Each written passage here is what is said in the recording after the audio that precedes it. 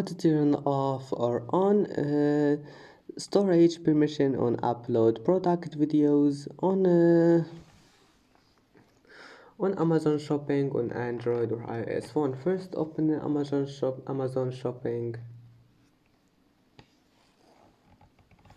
and then click the three lines here, and then click settings. Now click permissions.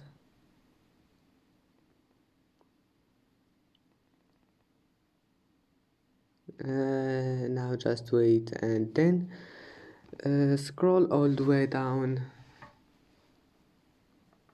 and here we'll find it. And that's it for today's video.